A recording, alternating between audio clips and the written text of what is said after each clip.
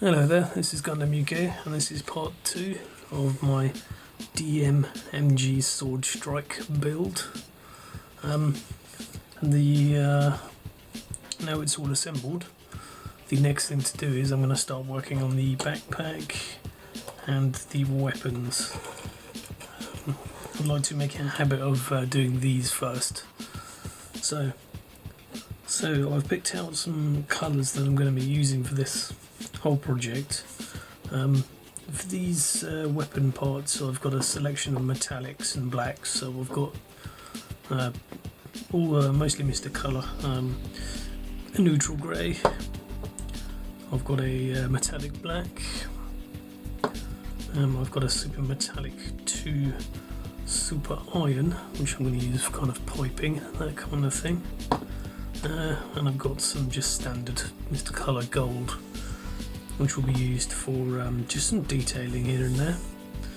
I've got some purple, that's going to be used for this kind of light blue here, and I've got some cobalt blue, which is going to be used for the standard blue, just there. I've got some Gundam Colour for Builders, yellow, which is going to be used for these, just these 2 yellow pieces here. For the white, I'm going to take a bit of a risk, and I'm going to be using white pearl. It has this kind of nice shiny effect on it. It's going to be used throughout the kit. So I guess this is going to be the first time I use it to test the water, just to see how it's going to look. I've also got some clear blue. I'm going to be using that for the eyes. I'm going to be giving this cranberry red pearl a go. That's going to be again on the main kit. There's no red on these weapons. And some, what's this? Light gold grey. I'm going to be using on some of the inner frame. For primer wise, going to be using the good old standard grey primer microfiller Alclad 2, which is my go-to primer. Has been for a long time. So we'll start with that now. I'm going to take all of this apart now, get it all put onto some skewers, get it all prepped for painting, and we'll get everything here primed and ready to go. So let's do that. So that's the priming now completed, just a medium coat added to all the parts. I left it to cure for about a day or so, then wet sanded each part using 2000 grit sandpaper to give all of the surface a nice smooth finish, whilst having enough primer for the paint to grip to without having any issues being caused later on. I also painted over the tubes of the shoulder piece, the tip of the gun and the lens of the weapon's sight, with a few coats of black enamel. As enamel has great levelling properties, it makes for a perfect base coat for really shiny metallic finishes.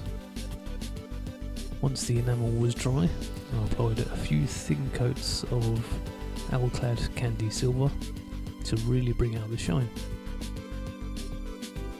Once that dried, I applied some clear blue to the shoulder pipes and some clear red to the inner parts of the sword, just for some variation. Next I started on the base coats, Mr. Colour GX Silveno Black for the dark, and Mr. Colour White GX for the light. I decided that for the main gun I would mask off some detail instead of hand painting it in.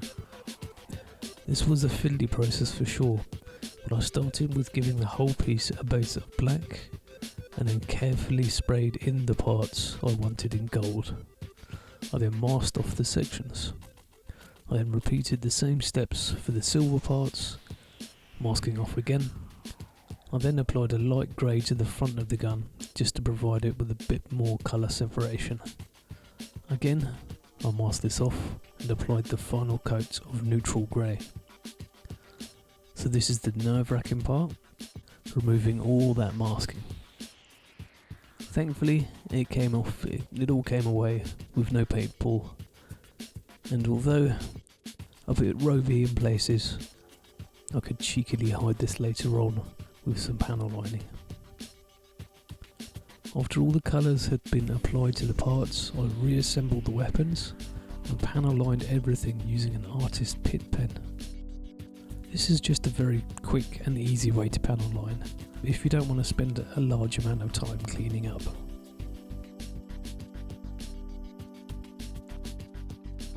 I then sealed everything in with a clear coat using a Mr. Colour Clear 112. Finally, I applied the 40 or so decals that came with the kit just to the weapons alone. Although time consuming, thankfully none of them gave me any problems in application, and I think they all turned out great. And that's all the weapons now completed. All that remains is to give them one more clear coat to seal everything in, and then it's time to get on to the main model.